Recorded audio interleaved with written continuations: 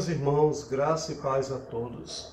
Que nesse dia do Senhor, que o Senhor esteja abençoando a sua vida com a palavra dele, que estejamos sendo encorajados a confiar no Senhor nesses dias de pandemia e que cada família esteja se preparando para cultuar o Senhor e assim adorar o nosso Deus.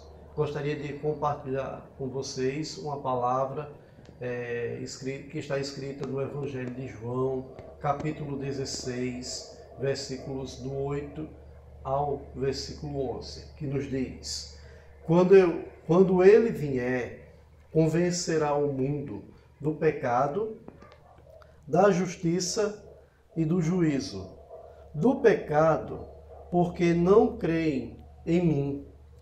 Da justiça, porque vou para o Pai, e não mais me vereis.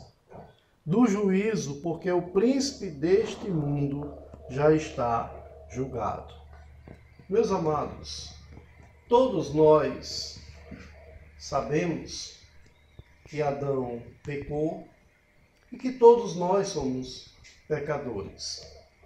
Todos nós sabemos que Jesus Cristo veio à cruz do Calvário. Jesus, ele subiu à cruz, morreu na cruz por nós. Todos nós sabemos, temos o conhecimento que o juízo final é uma realidade anunciada. Inclusive Hollywood gravou muitos filmes com esse tema e que todos nós temos o conhecimento.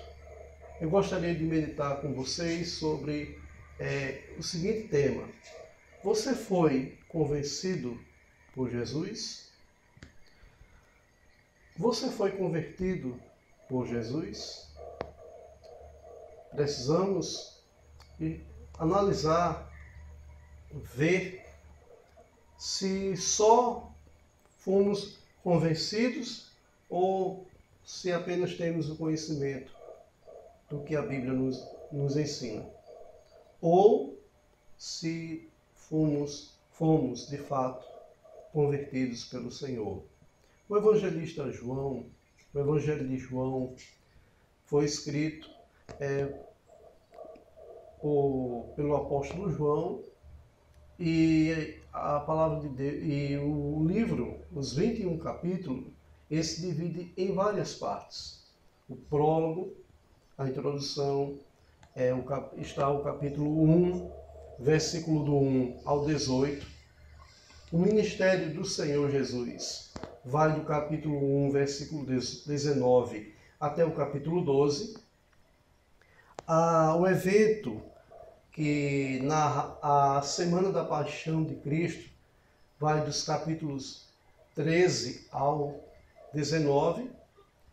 A ressurreição de Cristo, capítulo 20. E a conclusão, capítulo 21. Perceba, amados, que no capítulo 16, o capítulo 16 narra a missão do outro Consolador, do Espírito Santo. O Senhor Jesus Cristo, ele anunciou antes da sua partida, na chamada Semana da Paixão, que o Espírito Santo, a terceira pessoa, ou a pessoa do Espírito Santo, do Deus Trino, a pessoa do Espírito Santo, viria para consolar a igreja, para estar com a igreja. Perceba que o capítulo 16, Jesus, ele anuncia a sua partida e também anuncia que depois da ida dele, depois da ressurreição dele, o Espírito Santo viria para estar com a igreja. Meus amados, o Senhor Jesus, ele nos ensina que a missão do Espírito Santo é convencer. 2, convencer o homem do pecado, primeiro. Segundo, convencer o homem da justiça. E terceiro, convencer o homem do juízo. Perceba que a missão do Espírito Santo em João 16:8 significa levar o homem ao conhecimento do Evangelho, levar o homem a não ter desculpa por não crer, pois o Evangelho está sendo anunciado. O primeiro propósito do Evangelho é que todos os homens, toda a população, todas as pessoas ouçam o Evangelho. Por isso que em Marcos, no Evangelho de Marcos, capítulo 16, o Senhor disse: ide por todo o mundo e anunciai o Evangelho. A igreja, ela recebeu essa incumbência. Então, João capítulo 16, versículo 8, basicamente, está mostrando que a missão do Espírito Santo, do outro Consolador, o Senhor Jesus Cristo deixou bem claro que era de convencer o homem do pecado, da justiça e do juízo. A ação do Espírito Santo, a iluminação do Espírito Santo, o trabalho do Espírito Santo tem como, em primeiro lugar, mostrar a todas as pessoas, anunciar a todas as pessoas que há um Salvador, que a esperança para todos está em Jesus. Mas a missão do Espírito Santo também é levar o homem a conhecer e ser transformado. A missão do Espírito Santo é levar o homem a conhecer e ser convencido de que tem que se render-se urgentemente a Cristo. João capítulo 16, que narra a missão do Espírito Santo, os estudiosos vão deixar bem claro que a missão do Espírito Santo é dupla. Primeiro, tem a missão de dizer ao pecador que Jesus é o caminho. E, em segundo lugar, tem a missão de transformar aqueles na qual Deus o chamou, elegeu antes da eternidade. Os teólogos, após a Reforma Protestante, os teólogos da chamada Reforma Protestante do século XVI, eles apresentaram essa doutrina da iluminação do Espírito Santo em duas etapas. A primeira etapa, nós vemos que a iluminação ela é externa. Como assim? Chamado comum. A iluminação do Espírito Santo é externa. O Espírito Santo, ele ilumina a igreja prega o Evangelho a todas as pessoas, anuncia o Evangelho a todo mundo. É tanto que quando realizamos reuniões evangelísticas, quando vamos para a feira, para uma praça, quando a igreja faz um culto campal, evangelístico, uma reunião, nessas oportunidades, nós convidamos pessoas amigas que não são evangélicas e anunciamos Cristo para elas, anunciamos o caminho da salvação. Nem todas aceitam.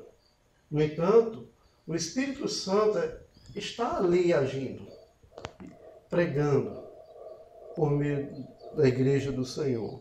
Então, a iluminação do Espírito Santo, ela segue em duas etapas, externa e também interna. A iluminação do Espírito Santo ela é interna, porque o Espírito Santo convence o homem do seu pecado.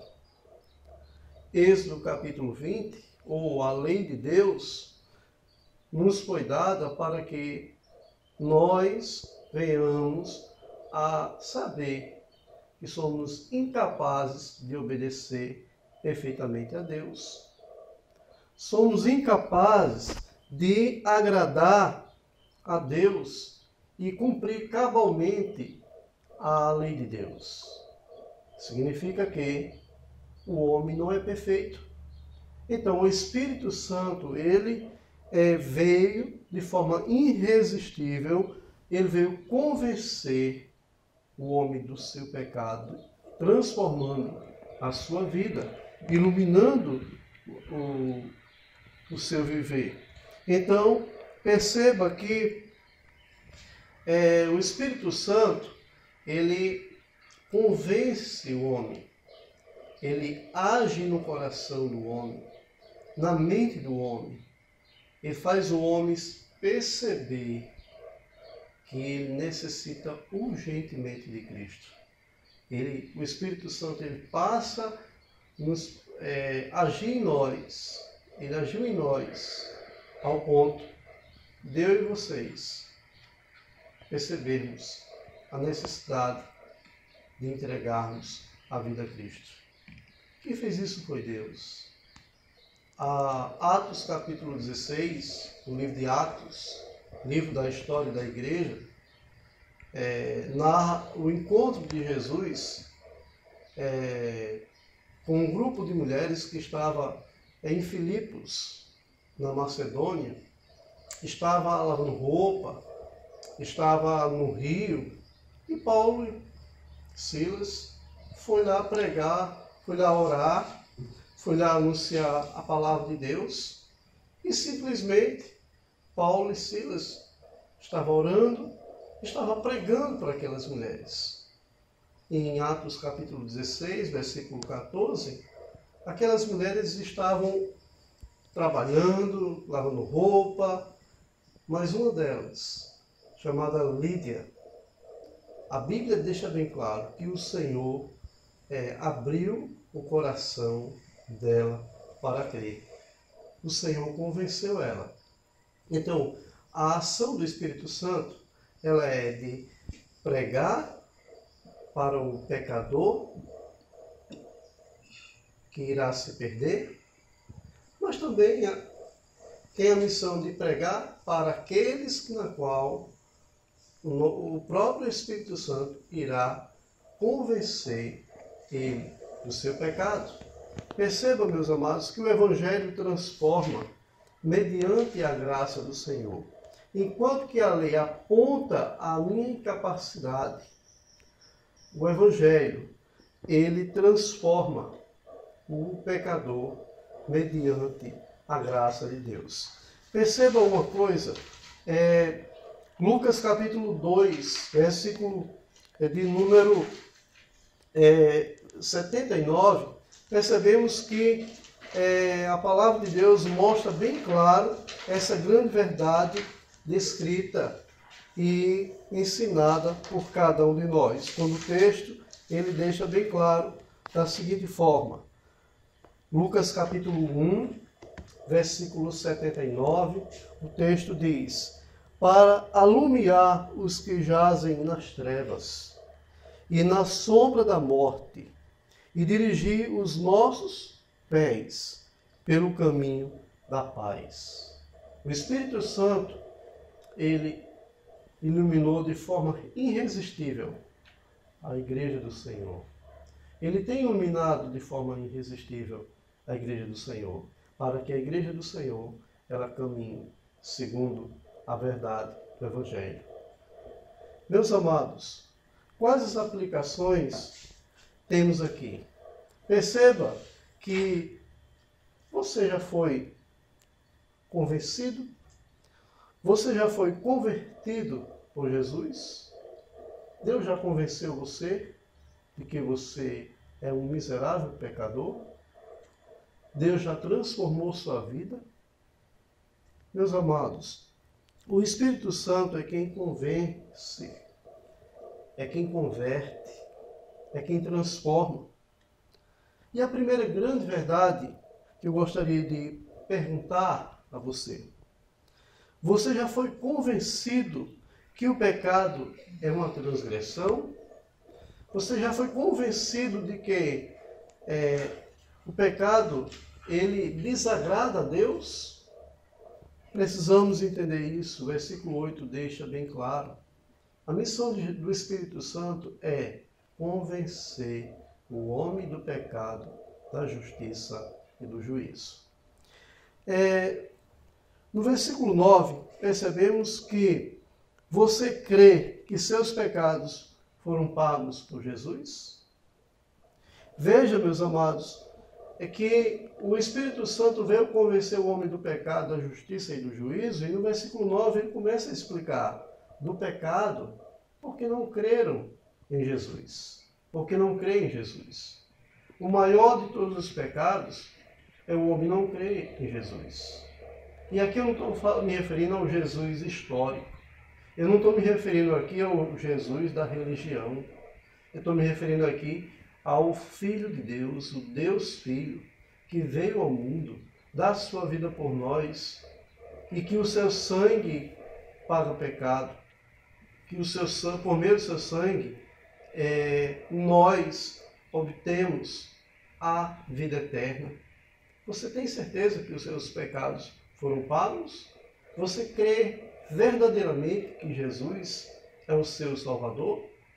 Você tem convicção que a sua fé mora na esperança eterna em Jesus? Porque Jesus não prometeu muita coisa nesse mundo. O próprio Jesus disse: no mundo passareis por aflição, mas tende bom ânimo. Eu venci o mundo, vocês vencerão.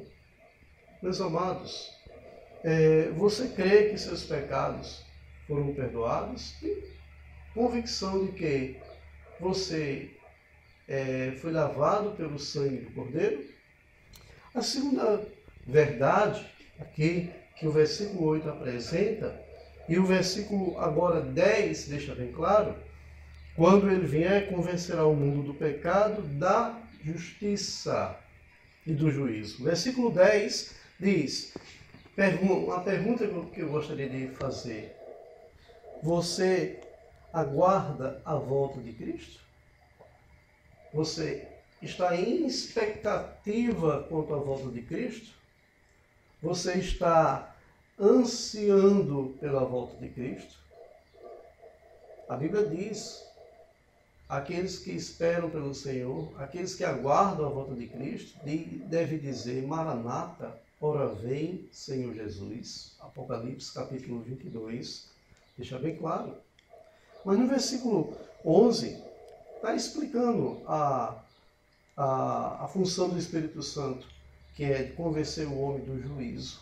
Simplesmente porque o versículo 11 diz: do juízo, porque o príncipe deste mundo já está julgado. Por que o príncipe deste mundo, Satanás, ele já está julgado? Porque Cristo é o juiz. E a Bíblia diz que ele voltará para julgar. Ele voltará para nos levar para a sua glória eterna, para o novo céu e nova terra, morada eterna com Cristo. Mas ele virá para julgar.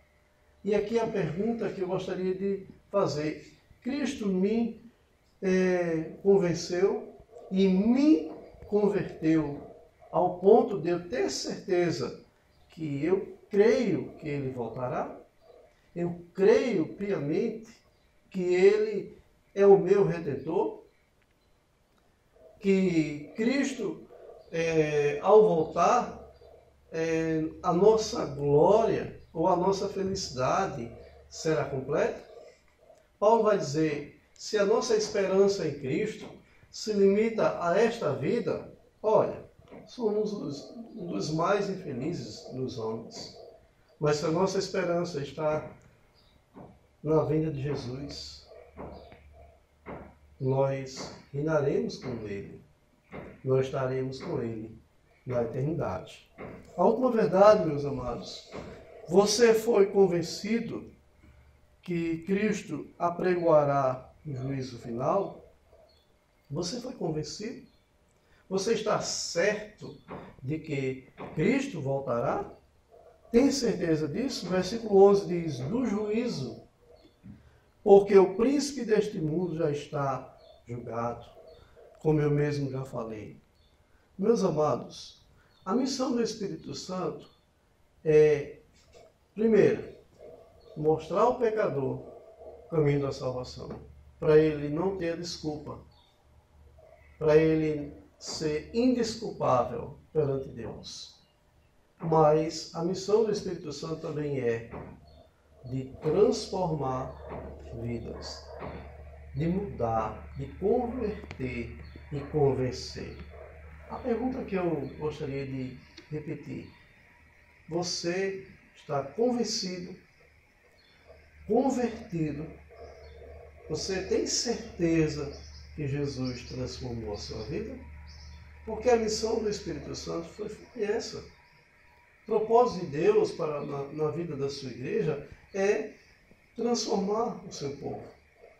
É ter um povo que é seu, uma nova criatura. Meus amados, perceba que aqueles que foram transformados pelo Senhor são aqueles que vivem na prática, mostram na prática, evidenciam uma nova vida. Em Mateus capítulo 25, no contexto do juízo final, sermão escatológico do Senhor Jesus, capítulo 25 começa com a parábola das 10 virgens. 5 delas eram loucas, 5 delas não estavam nem aí, 5 delas estavam na igreja, mas não estavam com Cristo, estavam na igreja, mas não cria em Cristo, estavam na igreja, mas não era convertida, não eram convertidas por Jesus. Veio o noivo e elas ficaram. Jesus disse, eu não vos conheço. Mas o interessante é que as 5 virgens prudentes, crentes, que realmente foram convencidas e convertidas pelo Senhor Jesus, o Senhor diz, olha, fica aí esperando, aguarde, vigiai e orai, porque vocês não sabem o dia nem a hora que eu vou voltar. E elas ficaram esperando. Elas não deixaram acabar o azeite. Elas não vacilaram. Elas colocaram como prioridade obedecer a Deus, confiar no Senhor, andar nos caminhos do nosso Deus. Precisamos, meus amados irmãos, precisamos entender que o Senhor ele veio para nos convencer da necessidade de Jesus na nossa vida. Precisamos estar certo de que eu preciso estar sempre com Jesus. Preciso andar com Jesus. Preciso pertencer e confiar em Jesus. Mas ele veio também para nos converter, mudar o nosso coração, mudar a nossa vida, para que durante esta vida venhamos a agir como as 5 virgens prudentes, tementes a Deus, que esperava pelo noivo, que esperou pelo noivo, aguardou pacientemente, que vigiou. Por que vigiou? Porque eram crentes, porque eram tementes a Deus. Há uma associação uma associação clara entre verdadeira conversão e perseverança. A nossa teologia nos ensina que aqueles que Deus ele chama, Deus os sustenta. É chamado um dos pontos calvinista, que é a doutrina da perseverança dos santos. Eu estou em Cristo, eu estou crente, eu sou um crente, eu creio em Cristo, não porque eu posso, não porque eu sou capaz de me sustentar, mas porque a graça nos sustenta. Eu apenas confio nesta graça e procuro caminhar debaixo da vontade de Deus. Que Deus assim nos abençoe, meus amados irmãos. Que o Senhor esteja encorajando cada um de vocês a refletir. Será que eu apenas conheço sobre Jesus? Ou se, de fato, Jesus é Senhor da minha vida? Ele me transformou. Eu pertenço a Ele. Eu não estou na igreja só por estar. Eu estou na Assembleia dos Santos porque Cristo me deu o ministério da reconciliação. Seja bênção. Seja canal de bênção para os seus irmãos em Cristo. Seja bênção para todas as pessoas que estão em sua volta. Estejamos intercedendo a Deus para que Deus derrame a sua misericórdia e venha não apenas nos livrar dessa epidemia que o mundo, o Brasil está vivendo, mas que haja conversão e que você esteja ciente que você é canal para essas pessoas serem transformadas, conhecer o Evangelho. Essa é a missão que Deus nos deu. Mas para isso, eu tenho que entender, eu tenho que estar certo de que o meu coração pertence a Cristo, de que eu sou dele. Eu creio piamente na sua obra vicária. Eu confio na obra de Cristo.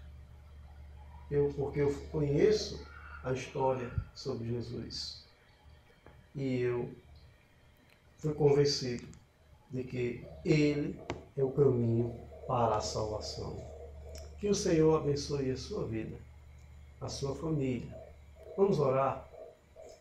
Querido Deus e eterno Pai, muito obrigado, meu Deus, por saber que o Senhor enviou o Espírito Santo, o outro Consolador, para cuidar da sua igreja, para animar o seu povo, para despertar e encorajar o seu povo a crer e a confiar, a nos sustentar em Ti.